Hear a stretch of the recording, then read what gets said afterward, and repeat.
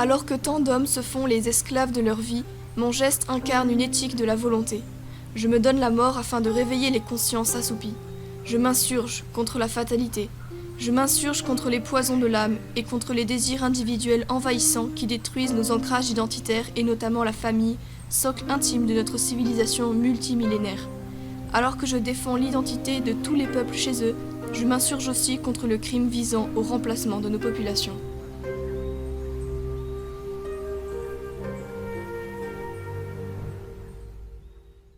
Ce que vous venez d'entendre, qui a été lu par Anya, c'était les dernières paroles, les derniers écrits de Dominique Vénère avant qu'il ne se donne la mort le 21 mai 2013 sur le parvis de la chapelle Notre-Dame.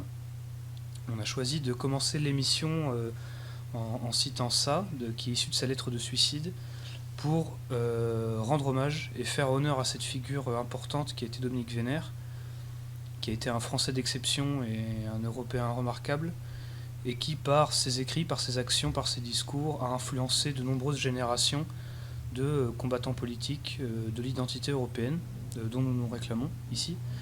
Et on s'est dit que aujourd'hui c'était le 20 mai, et donc pour cette semaine on allait rendre hommage à ce personnage important. Et donc avant d'attaquer le cœur de l'émission, qui est sur un sujet différent, qui aura trait à la question de la sécession et de la reconquête comme état d'esprit en politique, on voulait brièvement rappeler qui était Dominique Vénère et ce qu'il a fait. Donc aujourd'hui, comme d'habitude, je suis là pour présenter l'émission. Moi c'est Dagon, donc on a Anya avec nous. Bonjour à tous. Voilà, qui vous a lu le passage de la lettre, et on a Adoc. Salut à tous. Voilà, donc Derek n'a pas pu nous rejoindre aujourd'hui malheureusement, donc je sais qu'il vous manque beaucoup, chers auditeurs, mais il va revenir, vous en faites pas. Mais donc avant de passer au cœur du sujet central, quelques remarques rapides sur Dominique Vénère, peut-être pour certains de nos auditeurs qui ne le connaîtraient pas, ou pas suffisamment. C'est quelqu'un qui est né en 1935 à Paris, qui donc, comme j'ai dit, est décédé le 21 mai 2013 à Paris également. Et c'est quelqu'un qui est né en fait dans une petite famille bourgeoise, et qui a mené une existence assez très particulière, puisqu'il a traduit les remous de l'époque. Et surtout, il n'a pas seulement été un témoin ou un observateur, c'est quelqu'un qui a été aussi l'architecte d'un certain renouveau d'une certaine droite en France, et aussi en Europe en général. Et donc, quelque part, il nous a tous influencés à notre échelle, quoi. Donc, c'est quelqu'un qui, en fait, décide de s'engager à 17 ans dans l'armée, parce qu'il ne faut pas oublier que lorsqu'il s'engage, c'est les événements d'Algérie. Donc il est envoyé là-bas, donc je crois qu'il est chasseur à pied, si je dis pas de bêtises. Un passage de sa vie qu'il raconte longuement dans Le Cœur rebelle, qui est une sorte d'écrit autobiographique de parcours biographique et militant. Donc là-bas, il mène une guerre qui sera ce qu'il lui avait appelé la dernière guerre médiévale de l'Europe. Donc une série d'escarmouches, des conditions de combat difficiles, puisqu'il faisait partie d'une unité d'élite. Donc en gros, eux étaient systématiquement au combat et avaient des conditions de vie dures, mais en échange, ils n'avaient pas à s'occuper des aspects les moins intéressants de la guerre, comme l'entretien du camp et ce genre de choses. Donc lui était très, très heureux là-dedans.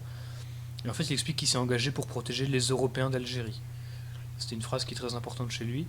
Et en fait, pendant son engagement, c'est là qu'il comprend, en revenant, à cause notamment de ce qu'on appelle les porteurs de valises, et des liens que le FLN entretenait avec le Parti communiste français, que c'est là qu'il commence à vraiment se politiser, en fait. Et à son retour à la capitale, il va défendre donc l'Algérie française, il va devenir très anticommuniste, et il va rejoindre une série de groupes politiques. Donc à l'époque il y avait Jeunes Nations, donc ça il en parle dans Le Cœur rebelle. Donc il explique que c'était des gens qui étaient braves, mais qui au fond politiquement étaient quand même très peu fiables, et avec qui il y avait assez peu de choses à faire.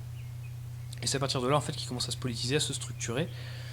Et en fait il va fonder un groupe assez informel qui s'appelle Europe Action, qui va donner naissance à un magazine du même nom, et qui sera d'une certaine façon un proto-Grèce ou une proto-nouvelle droite, puisqu'on trouvera certaines des figures connues, notamment Alain de Benoît par exemple, et tant d'autres. Et en fait dedans il va défendre une conception de l'identité qui va rompre avec l'héritage du nationalisme français type Action française, qui était très sur la royauté, le catholicisme, l'anti-germanisme, ce genre de choses. Et même si la série va un peu balbutier, progressivement, elle va se fixer dans une sorte de redécouverte d'une identité ethnique qui a trait à toute l'Europe, anti-jacobine, assez anti-étatiste, anticapitaliste, il faut le dire, anticommuniste également, voilà. Et en fait, ce que dit Dominique Vénère, à l'époque, lui appelle ça le nationalisme, parce qu'on est encore dans les années 60, donc c'est ce terme-là qui existe. Il dit qu'en fait, c'est une conception héroïque de l'existence. Et tout le travail en fait de Dominique Vénère, même quand il se dégagera complètement de la politique à partir de 1967, ce sera de redonner une vision héroïque d'eux-mêmes aux Européens pour les sortir du marasme actuel. Et donc au début il a été militant politique, il a animé cette revue-là, et après en fait il va faire une carrière d'historien hors du circuit académique, où il va parler de toute une série de sujets dans lesquels il va développer sa vision de l'histoire en essayant de faire en sorte que ça nous donne les clés pour le présent. Donc il avait écrit sur la guerre civile américaine, donc le blanc soleil des vaincus et Gettysburg. Il a écrit sur la guerre civile russe avec les rouges et les blancs. Il a écrit sur les corps francs allemands avec Baltikum, les corps francs de la Baltique et tout ça. Il a écrit sur que je dise pas de bêtises. Après, oui, alors il a fait des ouvrages aussi plus généralistes. Donc il a fait un ouvrage sur le XXe siècle qui est le siècle de 1914, qui est, à mon avis, un de ses meilleurs, qui est remarquable. Il a fait un ouvrage aussi qui traite de ce que c'est que d'être européen dans le temps long, qui s'appelle Histoire et tradition des Européens, 30 000 ans d'identité, qui est une lecture, à mon avis, très importante si vous êtes un peu nouveau sur ce sujet-là. Je pense que c'est le meilleur point de départ. Et puis, en fait, il aura aussi écrit Pour une critique positive, qu'il a écrit pendant qu'il était en prison en 62, je crois, 63, je suis pas exactement sûr, et dans lequel il va tenter de rénover un peu tout le corpus de ce qu'était la droite à l'époque. Il considérait que ça n'avait aucun intérêt à la suite de l'échec de l'OAS, et d'essayer de donner sa vision de ce que c'est que l'éthos militant, etc. Bon, c'est un texte qui a vieilli, mais qui est quand même le témoignage d'une époque. Bref. Et c'est quelqu'un, en fait, qui était très païen, ça, il s'en cachait pas, même s'il n'était pas dans un antichristianisme primaire du tout. La preuve, c'est qu'il a choisi, pour se donner la mort, de sélectionner un lieu hautement symbolique, Notre-Dame, c'est pas rien. Mais voilà, et c'est quelqu'un donc, qui a écrit des ouvrages remarquables, qui a été remarqué, et qui a, à mon avis, qui a vraiment été le créateur en fait d'une nouvelle vague politique, quoi, parce que bon, c'est la personne qui a fait entrer Faye en politique, par exemple. Guillaume Faye a accédé au cercle de la nouvelle droite grâce à Dominique Vénère, donc c'est une piste, quoi. C'était un des premiers grécistes et tout ça. Et même si c'est désintéressé de l'engagement politique en tant que tel assez vite, 67, c'est quelqu'un qui a évidemment eu beaucoup d'influence sur la vie des idées, quoi. Voilà. Donc je sais pas si vous avez d'autres remarques, mais Tout simplement que c'est une grande figure et un modèle à suivre, je pense, pour qui veut s'engager en politique ou qui veut mettre en action ses idées et en vivre. Je pense que oui. on n'aura pas meilleur exemple. C'était un peu notre Junger à nous, quelque part. C'est pour ça d'ailleurs que Dominique Vénère entretenait une correspondance épistolaire avec Ernst Junger pendant très longtemps. Et la dernière personne à avoir écrit une lettre à Vénère, je crois que c'était Junger d'ailleurs. Et Vénère a fait une biographie sur lui, Ernst Junger, Un autre destin européen. Donc il y avait quand même ce respect, sinon une admiration mutuelle de l'un pour l'autre, quoi. Mais voilà, donc si vous êtes intéressé, vous pouvez. Alors TV Liberté avait fait une longue série d'entretiens avec lui, très peu de temps avant sa mort. Alors je sais pas si on peut les retrouver, parce que TV Liberté a eu des problèmes sur YouTube, donc je sais pas si on peut retrouver les archives. Si on peut, c'est bien. C'est quelqu'un qui avait animé la NRH, la Nouvelle Revue d'Histoire, qui est de très très bonne facture, donc qui est arrêté maintenant, mais vous pouvez vous fournir les numéros, qui tiennent extrêmement bien la route. Et bien évidemment, il y a l'Institut Iliade, qui en fait se présente comme donc, l'Institut de la longue mémoire européenne, et qui se veut les continuateurs de l'œuvre de Dominique Vénère. Donc c'est d'autres pistes pour l'appréhender. Voilà. Donc je pense que c'était bien de commencer l'épisode par ça, pour ne pas oublier qui sont les gens des générations précédentes qui ont mené des combats importants, quoi. Voilà. Et pour commencer, je pense que pour une critique positive, c'est un excellent bouquin. La lecture est assez courte, et dedans, en fait, il explique parfaitement bien pourquoi le militantisme de l'époque n'a pas tenu. Disons que c'est une lecture qui est intéressante pour bien comprendre l'époque dans laquelle il est, parce qu'en fait, il est l'époque d'un marasme et d'une perte de repères. Et donc pour une critique positive, en fait, il explique ce que c'est l'Algérie française, la défaite de l'OAS, le problème avec le gaullisme, avec ce qu'est la droite à l'époque, et en fait la différence entre les nationaux et les nationalistes qui revient très souvent. Donc même si à mon avis c'est un texte qui est plus historique que concret, puisqu'aujourd'hui bon, c'est quand même assez difficile d'appliquer cette vision-là. Mais voilà, c'est quelqu'un qui a beaucoup témoigné de son époque à travers ses ouvrages notamment. Oui, bon, voilà, je pense que c'est très Ouais. important de garder ces devoirs de mémoire. Je pense on doit, on doit ça, de ne pas oublier les sacrifices qui ont pu être faits par nos prédécesseurs.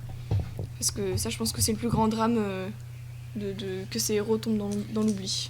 Bah, surtout que ce qui est intéressant avec Vénère, et puis je pense qu'on terminera là-dessus pour passer à l'épisode Oui. en tant que tel, c'est que c'est quelqu'un qui avait une conception tragique de l'existence, mais absolument pas pessimiste ou défaitiste. C'est-à-dire que c'est quelqu'un qui n'a jamais sombré dans le fatalisme, la fatalité, et c'est pour ça qu'il a commis ce jet de se suicide, qui n'a pas du tout été compris d'ailleurs par beaucoup d'observateurs hors des milieux de la droite enracinée. C'est que Dominique Vénère ne s'est pas du tout suicidé par désespoir, comme on le croit souvent, c'est un peu la cause qui revient, hein, on se suicide quand tout va mal. C'était plutôt pour dire que c'était un geste pour réveiller les Européens, pour sortir de l'endormissement. Mais c'était un suicide héroïque en fait, comme peuvent le faire les samouraïs ou voilà, c'était vraiment toute cette signification-là, puisqu'encore une fois Dominique Vénère était païen, et donc le suicide ne revêtait pas du tout la même signification pour par exemple un chrétien authentique. Voilà. Mais donc c'est important aussi de garder cet état d'esprit-là, c'est que même à l'époque où il écrivait, où tout semblait perdu pour les idées qui étaient les siennes et les causes qui étaient du moment, c'est quand même quelqu'un qui a une grande influence et qui nous permet aujourd'hui en partie de sortir du marasme dans lequel on est. Quoi. Voilà. Ce qui du coup nous permet par une habile transition d'évoquer le sujet principal de l'épisode, qui est la question de la sécession et de la reconquête, en termes d'état d'esprit, parce que bon, ça semble être une évidence, mais on vit dans un pays aujourd'hui où il y a une certaine idéologie dominante, qui n'est pas la nôtre, hein, c'est le moins qu'on puisse dire, qu'il y a des institutions dominantes qui ne sont pas les nôtres, qu'il y a tout un fonctionnement qui fait qu'on a tendance, avec des idées patriotes, à être marginalisés. Donc la question c'est comment faire pour amener notre vision du monde au sommet de l'ordre politique et social. Oui. Et je pense qu'on a un problème aussi, c'est que dans cette opposition que nous incarnons, chacun y va de son prognostic, etc. Et on manque, je pense, de réelle unité. Voilà, chacun pense que ça se passera par ce moyen-là, la reconquête, et puis au final, comme chacun fait quelque chose de son côté, au final, j'ai pas l'impression que ce soit super efficace. Quoi. Donc il y a un problème, pour aller très vite dans le sujet, il y a un problème qui est que les gens qui ont, allez, soyons très gentils, qui ont de façon assez vague nos idées, c'est très difficile, on ne va pas définir ça, ça nous prendra tout l'épisode, mais en gros tous les gens qui se considèrent comme voulant défendre la France et ou l'Europe, voilà. Oui. Ces gens-là n'ont jamais travaillé ensemble. Maintenant, pour moi, c'est pas inexplicable et c'est pas c'est pas une anomalie en soi, parce qu'en fait, souvent les gens de notre bord regardent ce que fait la gauche et disent pourquoi on n'arrive pas à faire pareil. C'est un peu le truc qui revient souvent. C'est parce qu'en fait, quand on considère les catégories droite-gauche, autant la gauche ça peut exister, autant la droite pas tellement, parce que la gauche, qu'est-ce qui unit toutes les forces de gauche ? On pourrait trouver quelques critères en général. Il y aura l'idée qu'il faut réguler, sinon combattre le capitalisme, que l'égalité est supérieure à l'inégalité en termes de revenus, de conditions, ce genre de choses, qu'il faut respecter les droits des minorités. Les droits individuels, l'individu prime sur... Alors c'est vrai que maintenant, dans la vision de la gauche qui domine, c'est ça, même si à une époque c'était pas ça, mais c'est vrai qu'aujourd'hui il semblerait que ça fasse un peu l'unité. C'est vrai que même les communistes, même le Parti communiste français qui est d'inspiration stalinienne à la base, a aujourd'hui une rhétorique libertaire, donc voilà. Donc c'est vrai qu'il semblerait qu'il y ait des choses qui fassent l'union de la gauche. Alors on est plus ou moins de gauche, mais voilà. À droite, le seul critère de droite, c'est de pas être de gauche en fait. Oui. C'est-à-dire qu'il y a des gens qui sont démocrates, d'autres qui ne le sont pas, des royalistes, des républicains, des païens, des chrétiens, des gens qui ne sont pas du tout religieux, des gens qui sont très dans le futurisme et d'autres très dans le côté rural, retour à la terre. Enfin, il y a vraiment tout, quoi. Oui. Il y a des libéraux, des anti-libéraux, il y a vraiment tout. Et c'est vrai que, du coup, c'est assez logique que ces gens n'arrivent pas à travailler ensemble. Mais après tout... Est-ce que c'est... moi je pense pas que ce soit vraiment une crise ou un truc comme ça, parce qu'après tout, je pense pas que ce soit une crise, mais je pense que c'est quand même un problème par rapport à l'opposition en face qui, elle, arrive à un peu se définir en disant on fait barrage à ça, et eux ils nous mettent, j'ai envie de dire, ils nous mettent dans un groupe, et au final on est beaucoup plus hétérogène que ça.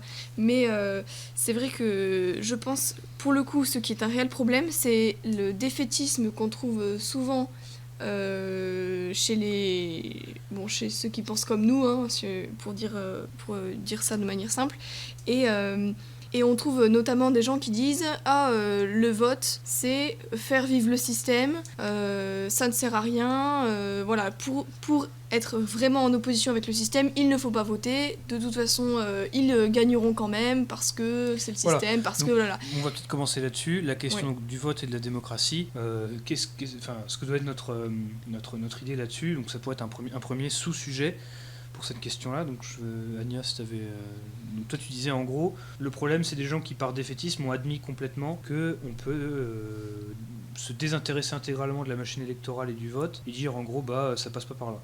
Oui, tout à fait. Je sais que mes parents ils sont très comme ça.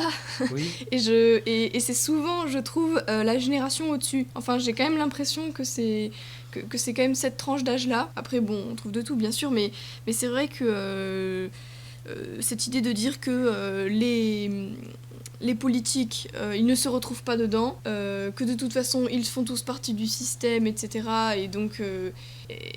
Et donc voilà, qu'on ne trouvera pas le candidat idéal, que sa voix ne compte pas, au final, puisque les chiffres sont trafiqués, etc., etc. Et en fait, je me demandais, est-ce qu'il faut faire quelque chose à côté, ou au contraire, moi je pense qu'il faut utiliser, c'est un droit de citoyen, de faire vivre la cité, etc. aussi, et de s'imposer, de donner sa voix, disons que même symboliquement. Ce que je pense de ça très vite, c'est qu'en général le tempérament anti-électoraliste, anti-politique en fait, anti-participation politique, j'ai l'impression que c'est souvent une rationalisation de gens qui sont déjà dans une conception, qui ont admis que la défaite était là, qui du coup pour se justifier de n'avoir rien à faire, admettent que du coup c'est perdu, donc pourquoi se fatiguer. Ou alors c'est des gens qui ne veulent pas prendre la responsabilité de faire quelque chose, donc ils rationalisent en disant qu'on a perdu, donc on n'a pas besoin.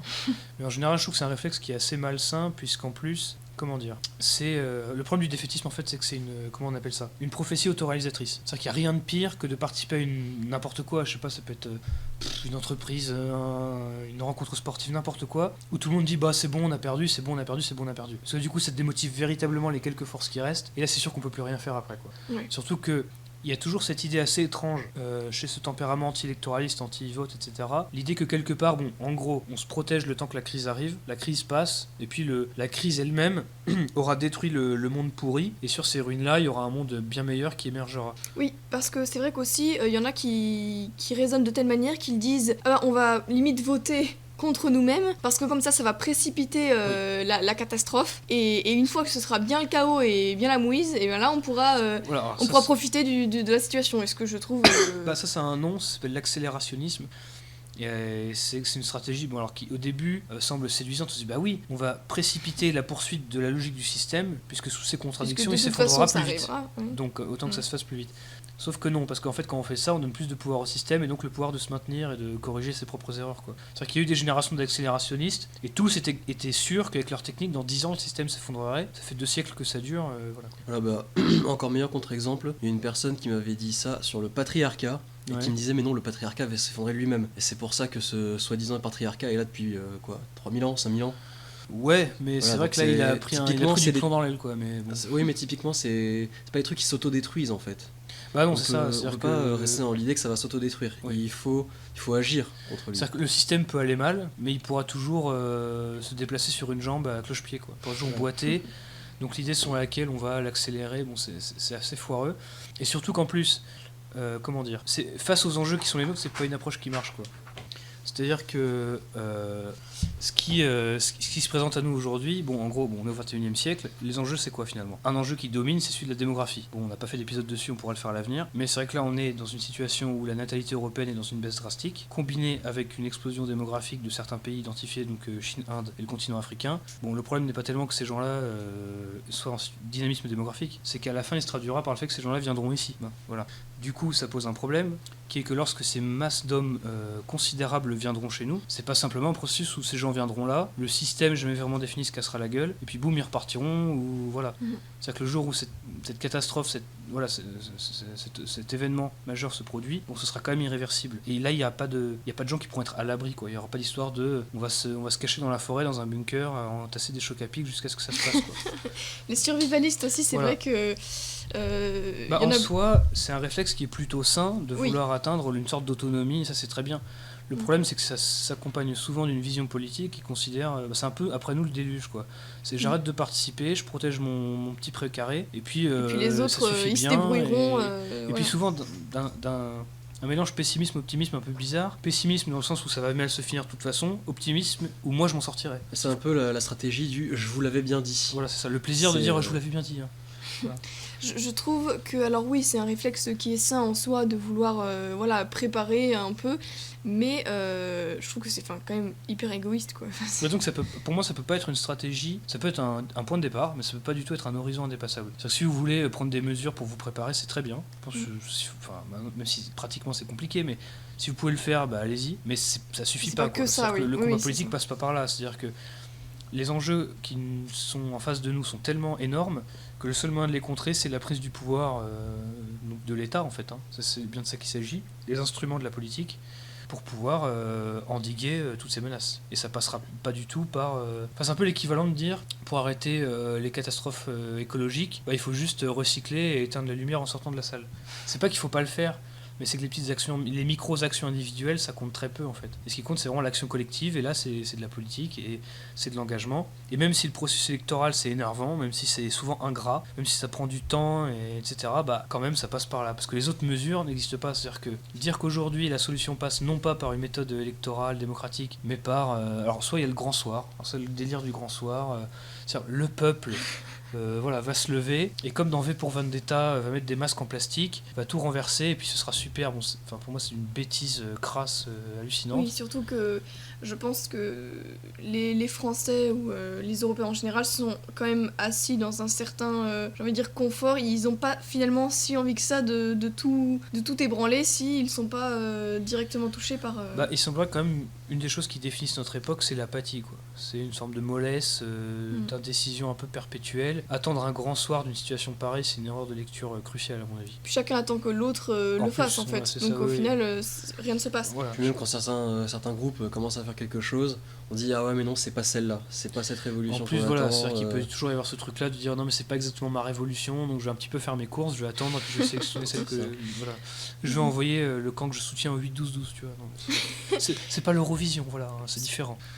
Mais voilà, c'est pareil, donc il y a le truc du grand soir. Aussi, Il y a le fantasme du putsch. exactement ce que j'allais Voilà. dire. Voilà, c'est cette théorie comme quoi l'armée qui reste un corps voilà, c'est avec des valeurs strictes, etc., tout d'un coup se réveillerait et se retournerait contre le gouvernement parce qu'ils ont les forces armées, etc. Et puis bon, le gouvernement pourrait rien faire et puis il aurait très très peur Oui. et voilà. Et super, non, parce que... Non, alors, c'est très drôle parce que ça va justement à l'encontre d'une spécificité française qui est que l'armée ne se soulève quasiment jamais. C'est pour ça qu'on l'appelle la Grande Muette d'ailleurs. Et la dernière fois qu'elle s'est soulevée, voilà, on a vu ce que ça a donné. Ça n'a pas été un succès retentissant. Et c'est pour ça d'ailleurs que bon, l'armée est quand même mise au pas. L'idée d'un potentiel révolutionnaire dans l'armée, c'est quand même, c'est d'une imbécilité assez grave. C'est-à-dire qu'aujourd'hui, on se souvient d'ailleurs que les Gilets jaunes en parlaient pendant un moment, ça a disparu, mais il y avait l'idée, on va foutre, comment il s'appelle, De Villiers au pouvoir. Alors Oui. pas Philippe, mais l'autre. Oui. C'était très rigolo parce qu'il y avait un côté très. On va faire comme les anciens. C'est-à-dire qu'on va mettre on va faire un mec en képi au pouvoir, ça va bien se passer. Une sorte de revival du gaullisme. Un peu à la Franco, Ouais, mais non, c'est... Ouais, mais en différent, quoi. Mais, c'était assez nul quand même. Non, il n'y a aucun potentiel révolutionnaire dans l'armée, c'est une évidence. Les quelques rébellions qui ont pu se passer par exemple en Algérie, etc. Bon, ils étaient quoi, 6 au final, ils sont tous finis en prison. Et ils puis ont voilà. été minoritaires, ils ont été matés très vite, et surtout maintenant, il y a eu une grosse. On a serré la vis pour être sûr que ça se reproduise plus jamais. Oui, Voilà. maintenant, les militaires aussi sont obligés de déménager tous les 2 ans pour ne pas s'attacher à la terre où ils vivent. Ça, Oui, non, mais c'est typiquement, ça m'étonne pas ce du genre tout. de mesure qui fait que l'armée, je pense, bon, ils ont des idées, ils vont à l'armée parce que c'est quand même assez bon, strict, carré, etc. Mais au final, bon, ils la ferment tous et puis ils veulent avancer, quoi. L'armée française, c'est l'histoire d'un corps de guerriers qui a été transformé en fonctionnaire, quoi. Puis le principe de l'armée c'est la discipline, donc en soi Oui, la révolution Ouais, disons que dans un corps où la discipline prime, c'est peut-être pas ce qu'il faut attendre. c'est ça, c'est-à-dire que là, bon, c'est vraiment une erreur de lecture cruciale. Comme s'il y a un côté, bon, moi je vais attendre, et puis les Milous vont faire le taf, et puis quand il y aura eu la révolution, moi c'est bon, moi ça ira, ça va bien se passer, je serai bien confortable. Mais non, enfin, ça viendra pas de là non plus. Donc ce sera pas le grand soir, ce sera pas le putsch. Donc les fantasmes de putsch, à mon avis, c'est complètement gogol. Ça viendra pas non plus du système qui se casse la gueule, l'apocalypse qui remet tout à zéro, crac, tout est propre. Ce qu'on avait dit avant. Donc quelle est la solution qui reste ? Même si c'est énervant, même si c'est frustrant, même si ça prend du temps, même si c'est tout ce qu'on veut, c'est de tout faire en sorte pour que des gens, des personnes, des organisations qui aient des idées, qui ont en tête la meilleure défense des intérêts de la France et de l'Europe, arrivent au pouvoir, donc prennent le contrôle de l'État, ce qu'on appelle l'État, pour mettre en place des politiques qui sont les nôtres, pour réparer la situation. Mais vu que nous sommes dans un système démocratique, ça passe par là. C'est-à-dire que oui, il faut des partis, des listes, des candidats, des machins. Alors ce qui veut pas dire qu'il faut tous faire du combat électoral, on va pas juste tous foutre un costard et passer sur BFM, mais le fait simplement même de parler de certains sujets, c'est un début. Il y a d'autres militantismes, activismes, métapolitiques. On n'est pas forcément obligé, je pense, de créer des associations ou je pense dans chaque métier, on peut agir à son échelle. Il y a des choses très, très basiques, donner un petit peu d'argent. Oui. Même parler de certains sujets un peu tabous, un peu dérangeants, mais quand on est au repas de famille, alors faut pas y aller comme un gros bourrin, mais parce qu'après chacun a ses situations, mais le fait de quand on a le fameux consensus boomer autour de la table sur heureusement qu'on a voté Macron parce que il a augmenté la CSG mais il a empêché les extrêmes de passer, et là tu débarques, et donc là ça peut être le moyen, alors espérons avec de l'intelligence et un peu de maîtrise du sujet, d'apporter une voix discordante et de dire oui mais non, en fait non, c'est-à-dire que oui, par exemple moi j'ai voté Marine, j'assume, et encore je trouve qu'elle est trop molle sur certains sujets parce que face aux obstacles qu'on a surmontés, il faudra faire preuve de courage et ça passera pas par un front de républicains de pacotille ou des choses comme ça. Enfin le salut ne passera pas par Benoît Hamon, quoi. Est-ce qu'on peut parler de un peu une sorte d'entrisme qu'il faut faire, en fait, on intègre un peu disons que je pense qu'il faut être le meilleur dans son domaine, réussir, je pense qu'il faut quand même avoir une certaine situation, en tout cas un métier stable, quel qu'il soit, je pense que tous les métiers sont honorables. Il n'y a pas de saut métier. Voilà. Il n'y a que de sautes gens. mais qu'au final, dans son réseau social, c'est-à-dire qu'en fait chacun devrait tendre à être l'ambassadeur irréprochable des idées qui sont les nôtres. Exactement. De telle sorte qu'elles puissent plus être ridiculisées, parce qu'effectivement si on est un alcoolique marginal perpétuel, l'oncle raciste, l'oncle raciste de la famoso famille, oncle raciste, à la limite si l'oncle raciste il a un bon taf, il est charismatique, etc., à la limite ça passe. S'il est juste l'oncle raciste qui boit beaucoup de vin à Noël et qui fait des blagues très limites, voilà, c'est ça, non. Là c'est ringard, et là voilà. Et c'est pour ça aussi que c'est intéressant de parler de ces sujets-là, en fait, parce qu'il y a toujours cette idée chez les gens qui n'ont pas nos idées, qui sont à l'opposé, en gros, disons-le très vite, chez la France macroniste, il y a toujours l'idée qu'en fait les extrêmes, ils se cachent un peu partout, ils sont un peu indéfinis, quoi. C'est un peu on l'armée les des connaît ombres. pas, oui, c'est ça. C'est vrai ils que sont dans les campagnes, dans les villes, ils sont sur les réseaux sociaux. Oui, c'est ça. Personne ne les connaît, mais ils sont là. Mais c'est vrai que ça, c'est quelque chose qui m'a assez marqué. C'est dans les connaissances ou des personnes avec qui j'ai pu en venir à discuter de ces sujets-là, ils n'en revenaient pas que je puisse être engagée ou avoir ces idées. Ils disaient mais comment toi, j'aurais jamais deviné, ça se voit pas, etc. Mais à quoi je devrais ressembler en fait heureusement, oui, tu es bien jeune, etc. pour avoir ces idées et tout. Oui, ça fait partie aussi de la mythologie dominante que quand on est jeune, on est forcément un gauchiste libertaire qui veut fumer de la weed. Et par contre, quand on est vieux, alors là, on est un gros con de Dupont-la-Joie, etc. Alors que c'est vraiment l'inverse, quoi. Bref, c'est les baby-boomers qui aujourd'hui sont la gérontocratie progressiste au pouvoir. On a échangé les rôles. Voilà, c'est ça. On a échangé nos générations. Mais du coup et donc encore une fois ça pose le sujet de base qui était celui de la reconquête et de la sécession. C'est-à-dire qu'il faut comprendre que ça passera par une reconquête, c'est évident.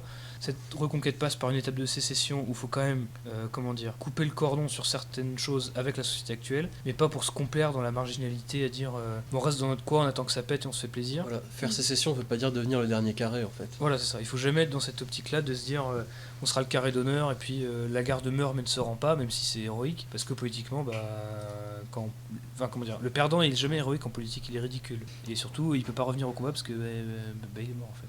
Et à côté, juste sur certains plans, je pense que c'est bien de développer pas des réseaux, mais oui, si, peut-être des réseaux parallèles du style tout ce qui est les écoles, etc. Je pense que voilà, qu'on peut se former en dehors du système, par exemple de l'éducation nationale, et par exemple mettre ses enfants dans des écoles privées qui sont plus conservatrices, des choses comme ça. Oui, c'est-à-dire que il faut essayer de trouver les quelques espaces de liberté à garder ou à constituer, mais pas pour, tout en n'oubliant pas qu'il y a quand même des choses qui passeront par, encore une fois, de l'action collective et de la politique. C'est-à-dire que ça devrait être un combat important, c'est la liberté d'expression en France. C'est-à-dire qu'on nous bassine systématiquement avec le pays des droits de l'homme. Une des premières dispositions de la Déclaration universelle des droits de l'homme et des citoyens et de la Déclaration en France, c'est la liberté d'expression qui est bafouée systématiquement pour tout et n'importe quoi. Là, il n'y a pas de contre-réseau, contre-société à faire. Ça passera par le fait de reprendre légalement la liberté d'expression en disant non, un genre de premier amendement à l'américaine élargi s'il faut. Mais voilà. Mais par contre, c'est vrai que tout en n'oubliant pas que c'est toujours plus facile de conserver un lieu plutôt que de devoir en créer un substitut dans le milieu. Oui, c'est vrai.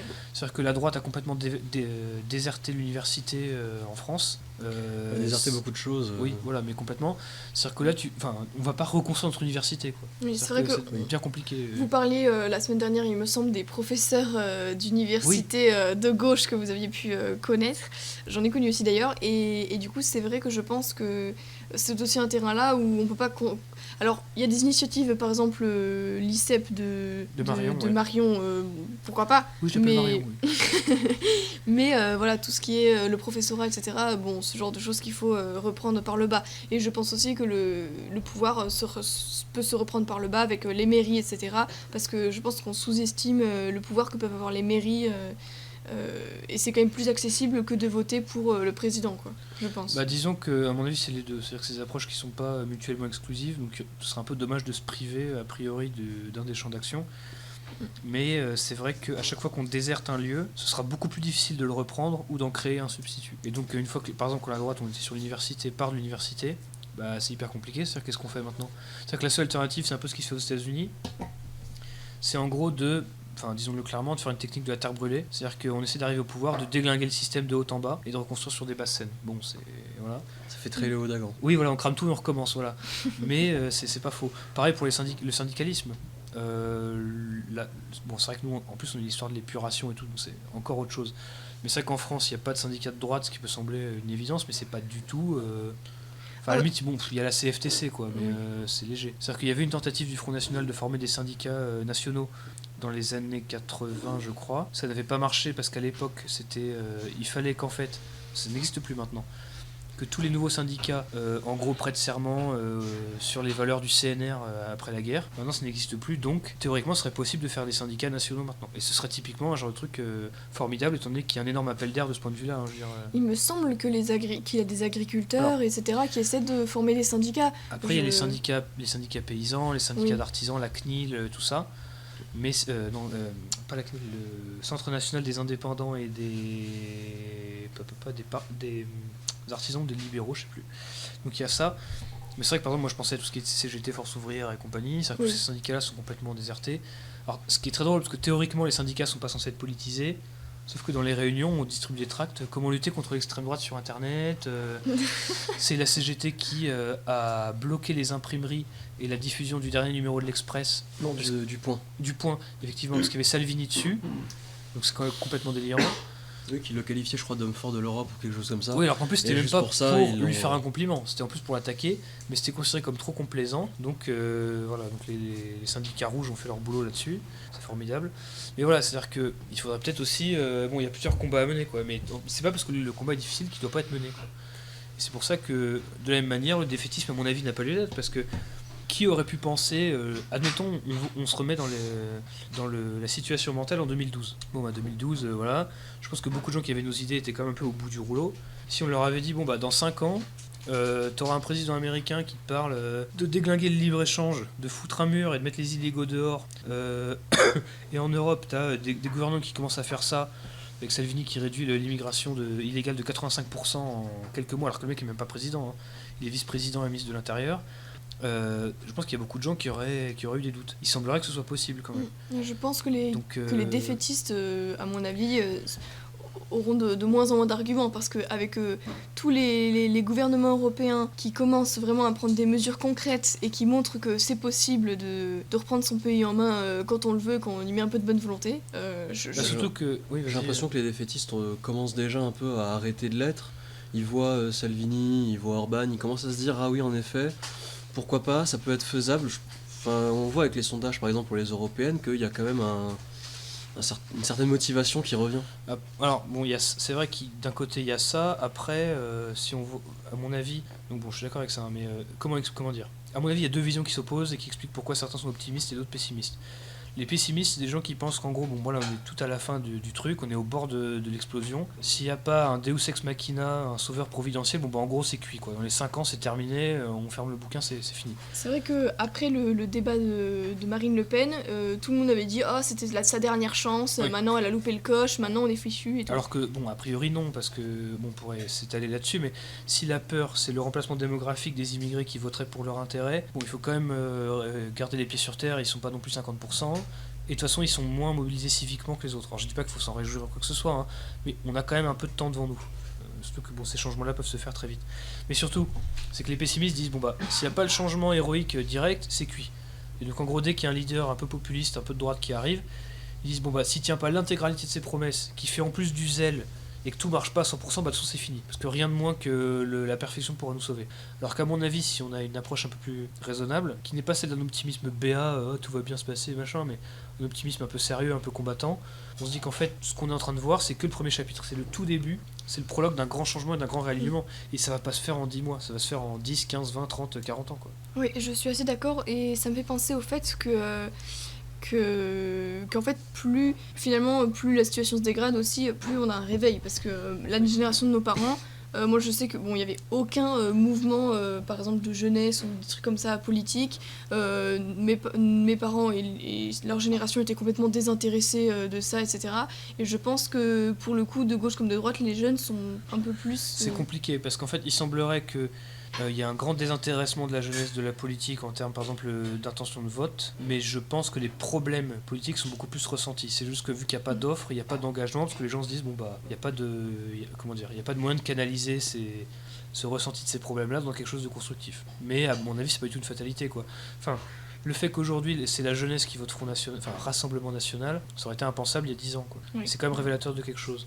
Maintenant, mince, qu'est-ce que je voulais dire ? Zut, j'ai un blanc. Donc si vous voulez, ouais. Juste pour rebondir sur ce que tu as dit, la jeunesse n'emmerde plus le Front National. Voilà, c'est limite, oui, c'est ça, c'est la jeunesse s'emmerde au Front National presque. Mais oui, voilà, c'est ça. Donc tu disais, oui, la situation s'améliore que la situation empire en fait. Et ben, c'est un peu le vers de Hölderlin qui disait là où croit le péril, croit aussi ceux qui sauvent. C'est-à-dire que c'est aussi, encore une fois, sans tomber dans l'accélérationnisme, on va foutre un maximum d'huile sur le feu pour éteindre l'incendie. L'idée, c'est de dire, bah, c'est vrai que lorsque la crise augmente progressivement, ça crée des ressentiments, et après c'est notre but d'essayer d'écouter ce qui va pas, essayer de proposer des solutions intelligentes, etc. Et de pas faire dans le passéisme à dire oui, ce serait plus simple si je sais pas, De Gaulle renationalisait France Télécom ou ce genre de choses. Oui, parce que je connais l'UPR, hein. Et voilà. Donc, mais c'est quand même une sorte de réforme psychologique à faire, quoi. C'est-à-dire qu'il faut. C'est peut-être aussi, c'est normal aussi d'une certaine façon. Je passe un peu du coq à l'âne, mais c'est que en général, la radicalité entraîne la marginalité. C'est souvent ça en fait. C'est-à-dire que plus les mouvements politiques radicaux intéressent souvent les gens marginaux ou tendanciellement marginaux. En fait, les gens les plus extraordinaires, mais pour le meilleur comme pour le pire, quoi. Mais bon. Et du coup, le but, c'est d'avoir un pied dans chaque truc, d'être à la fois marginal tout en restant. Non, être à la fois radical tout en étant normal en fait. C'est ça, c'est une normalité radicale ou une radicalité normalisée qu'il faut adopter, quoi. Et on a besoin toujours, je pense, de certains plus radicaux pour un peu réveiller et toujours ramener du dynamisme. Mais c'est vrai que idéalement, et ce qui fait aussi, je pense, que le Rassemblement National gagne des voix, etc., c'est que leurs idées ne paraissent plus si extrêmes et finalement deviennent normales, quoi. Oui, il n'y a qu'à voir qu'à chaque fois qu'on dit le FN c'est l'extrême droite, les mecs qui disent ça, ils s'en prennent ils se prennent une tange et puis... Disons que ça pouvait passer à l'époque du FN de Jean-Marie qui faisait des phrases délirantes avec... bon bref. Qui avait des envolées lyriques. Voilà, on va mais dire, bon là, aujourd'hui c'est quand même très dur, quoi. En gros c'est des chevènementistes Enfin, en tout cas, c'était ça sous Philippot, c'était des chevènementistes. Aujourd'hui, bon, c'est une sorte de populisme européen un peu mou qui arrive pas trop à se définir. Bon, c'est quand même pas des excités, quoi. Mais c'est justement ça qui est intéressant avec le populisme de droite, enfin le populisme identitaire, c'est que c'est à la fois profondément normal et profondément radical, en fait. C'est les deux. Et c'est un truc qu'on ressent un peu aussi chez les Gilets jaunes, il y avait ce truc-là. Des gens qui faisaient des demandes très radicales, un peu parfois délirantes et tout. Et qui pourtant, enfin, pour le coup, c'est des gens qui vivaient normalement. C'était ni des pouilleux, ni des C'est grands vrai bourgeois. que Il y avait un... c'était un petit... Oui, c'était les Français moyens de la semaine. Ils avaient un quotidien tout ce qu'il y a de plus banal, les courses à Intermarché, Voilà. on rentre à la maison, on regarde un film et voilà. Et puis le week-end, ils balancent Voilà, on lance des cailloux des sur la cailloux police. sur la police, et etc. on bloque C'est les vrai péages. que... Mais c'est vrai que c'est ça. Et c'est pour ça que je pense que c'est important de parler de ce sujet-là. Parce qu'il y a soit l'idée selon laquelle on va faire la reconquête avec une sorte de consensus sans trop bouger les choses, et puis ça va bien se passer, j'y crois pas du tout. Ou alors qu'on fera une sorte de sécession romantique, parce que c'est ça le problème, c'est du romantisme politique. Hein.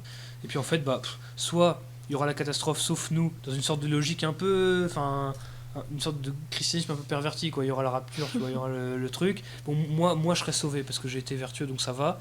Bon, vous c'est cuit. Mais voilà, moi Le je me côté suis je pas l'avais vu compromis. venir, Ouais. je savais comment ça allait se passer. Je vous l'avais dit, hein, je vous l'avais dit. Voilà, ça Les revient, prophètes voilà, c'est l'avaient je vous dit. l'avais bien dit, Ouais, ça allait se passer. Voilà, le rêve de toiser l'humanité du haut des cieux, hein, et dire pour l'éternité, je vous l'avais bien dit. Ce qui est un peu mesquin, quoi. Mais voilà, donc c'est pour ça qu'il faut être dans la sécession puis la reconquête, la normalité et la radicalité, en fait. Et ça passe par l'idée d'apporter certaines thématiques, mais de le faire de façon intelligente, et en fait de comprendre qu'il y a des enjeux qui ne sont plus importants aujourd'hui. C'est-à-dire que par exemple, j'en sais rien, mais on pourrait en faire une liste interminable, quoi. Ils nous expliquent, enfin, par exemple, qu'est-ce qu'on pourrait dire, des enjeux d'arrière-garde sans intérêt. Alors j'ai pas envie d'être méchant parce que j'ai surtout des exemples qui viennent de la droite catholique en tête. On va rester gentil. Oui, voilà, les colonies, ça va être ce truc-là. Enfin toutes ces conneries-là. Même l'anticommunisme aujourd'hui, c'est derrière-garde. Il faut être honnête, quoi. Enfin, c'est plus une force. Même moi qui le suis, c'est pas la question. Même Vénère le disait dans une critique positive, il disait faut arrêter d'être anti quelque chose, d'être anti-gauche, il faut proposer. Oui. Oui, sinon Plutôt c'est que- comme les antifascistes qui disent on est antifasciste, mais au final, bon, ils ont aucun... Je veux dire concrètement, si politiquement, tu ils ont dis rien, quoi. antifasciste, c'est juste que t'es démocrate. Voilà. Oui. En Enfin, soi, c'est pas très intéressant, quoi. C'est-à-dire que si t'es dans une logique anti-X, anti-Y, c'est que t'es dans une logique authentiquement réactionnaire. C'est-à-dire je refuse que ça se passe. définit par rapport à notre ennemi. Sauf que le mec qui dit contrairement je à- refuse que ça se passe, ça se passe. Hein. Enfin bon, nos passaranes, ils sont passés, quoi. Voilà. Mais voilà. aïe aïe aïe. Non, mais c'est pas ça, mais c'est pour dire qu'il faut toujours être capable de proposer un projet, qu'il faut être dans le positif, quoi. Faut éviter ce côté un peu réactionnaire, un peu amer, un peu mal au cul. nostalgique. Rester sur les gradins des remplaçants et dire ah, moi je ferais mieux, enfin c'est vraiment de la merde, quoi. Voilà. Oui, il y a de l'analyse sérieuse de radiothérapie. Voilà. On élève le débat. Voilà, j'élève le débat. Voilà. Mais voilà, donc je sais pas si parce que bon, c'était un peu baroque comme traitement du sujet, mais bon, on espère que ça vous aura plu, que ça vous aura donné des pistes. C'est pour ça que un conseil à donner, disons que c'est pour un peu réaliser cet objectif-là de cette radicalité normalisée, d'être à la fois dans l'un et dans l'autre. Déjà d'éviter le sectarisme, d'être exigeant face à soi-même, c'est-à-dire qu'il faut jamais tomber dans l'addiction au biais de confirmation. C'est-à-dire qu'un mec qui est d'accord avec moi, tout de suite je trouve ça super. C'est-à-dire qu'il faut trouver ça ennuyeux. Quelqu'un est d'accord avec vous, c'est ennuyeux, c'est chiant, ça n'a aucun intérêt. Puis ne pas traîner qu'avec des personnes Voilà. qui sont d'accord avec vous. Voilà, parce c'est-à-dire que que moi je suis sinon, assez grand pour être d'accord avec moi-même, j'ai pas besoin des autres pour le faire. Donc l'idée c'est comment est-ce qu'on va plus loin, comment est-ce qu'on progresse, comment est-ce qu'on élève le débat. Voilà. On s'instruit, on se cultive. C'est ça, c'est-à-dire que lisez, discutez, confrontez-vous. Admettez, vous pouvez avoir tort, c'est un bon début. Et après, en fait, une fois qu'on en a envie, ça vient très vite, quoi. Il faut pas il faut éviter de penser en slogan, ce qui est un truc que la droite aime bien faire. Il faut essayer aussi d'explorer des continents noirs. De former quoi, sa propre idée et pas tellement ce qu'on nous dit et qu'on est voilà. d'accord, Il quoi. faut éviter la paresse intellectuelle. Ça, c'est une plaie. Bon, c'est ce genre de choses, quoi. Et il faut aussi savoir un peu rêver, quoi. C'est-à-dire qu'il faut se dire, mais en fait, qu'est-ce que je veux ? Et on peut voir des choses tout à fait normales, mais il faut peut-être aussi rêver un peu plus, savoir alimenter quelque chose d'un petit peu plus grand qui motive le fait qu'on se donne de la motivation à faire un combat politique aussi, quoi. Voilà. Donc je pense que c'est une bonne note pour terminer l'épisode, à moins que vous ayez des remarques pour finir. Aucune, à part A priori, que non. j'espère que au moins ça vous aura un peu Voilà, donc c'était un peu... motivé. Bon, c'était pas forcément le sujet le plus structuré qu'on a fait, mais je pense que c'était important aussi C'est un sujet qui est vaste. Voilà, mais après de partir que bon, la politique c'est de la psychologie appliquée, donc c'est aussi de là que ça part. Il faut apprendre à avoir un tempérament qui soit productif, quoi. Mais voilà, donc sur ce, on vous rappelle que vous pouvez nous écrire à radiothermopile@protonmail.com, sachant que quand vous le faites, on vous répond. Alors pas toujours très vite, mais on répond. Vous pouvez nous choper sur Twitter @rthermopile. Donc il n'y a pas longtemps, j'ai clashé Laurent Alexandre, voilà, faut savoir. Ça clash dur. Et aussi un gogol, le journaliste de je sais plus quoi, qui disait que la bombe démographique africaine c'était une théorie farfelue d'extrême droite. Bon, bref, n'importe quoi. Bref, donc il y a du gros game. Hein, ça J'avais pèse. fait un tweet signé à mon nom où on voyait des lycéennes dire je sais pas, c'était un truc pour un concours à énergie pour faire venir Ouais. Bilal Hassani. Ah, Comme par hasard, c'était Oui. des premières L, je crois. oui, voilà. Du coup, voilà, j'ai RT en disant que je vous avais bien dit, les L, c'est un univers parallèle. C'est ça, les premières ailes, on fait attention. Bon, heureusement que les filières n'existeront plus, peut-être. Enfin, bref, j'en sais rien. Oula. Voilà, donc RT, Thermopile, Facebook, on est dessus, notre chaîne YouTube. Et aussi, on voulait donc vous signaler, pour ceux qui ne l'ont pas, n'étaient peut-être pas déjà au courant, que nous avons un compte Tipeee. Voilà. Et que, voilà, du coup, c'est vrai que ça serait toujours appréciable si vous aimez l'émission, si vous avez envie de nous soutenir. Ça peut être aussi un moyen de, Voilà, ou de me soutenir payer des la vacances, reconquête. si vous voulez me payer des vacances aux Seychelles, bon voilà, je dis pas non. Voilà, ça pourrait nous permettre, par exemple, voilà, d'acheter du matériel pour avoir de la meilleure qualité de son, payer l'abonnement SoundCloud. Voilà, l'abonnement World of Warcraft, ce genre de choses. Aussi, là. Parce que Payer voilà, des skins sur classique League est of sorti, Legends, classique est sorti, voilà. Donc ça va instancier, voilà, faut le savoir. Donc voilà. Mais bon, tout ça quoi. Et papa, donc voilà, Facebook, truc, bon, on a tout dit, je crois. Donc voilà, et puis, ah oui, très important, c'est important de partager ce qu'on fait, parce que si vous êtes d'accord et que vous écoutez, bon, c'est bien, mais ça peut toujours être intéressant de le faire partager à des gens qui ont peut-être pas ces opinions-là, ou qui sont un peu tièdes, ou machin. Et parce qu'à moi, il faut un peu porter ses couilles, n'est-ce pas? Voilà, Faut arrêter d'être Il faut exactement. le mettre sur la table. On Voilà, partage faut sur arrêter d'être Facebook. dans une fragilité permanente, voilà. Et sur ce, ben, à la semaine prochaine. À la semaine prochaine. Salut.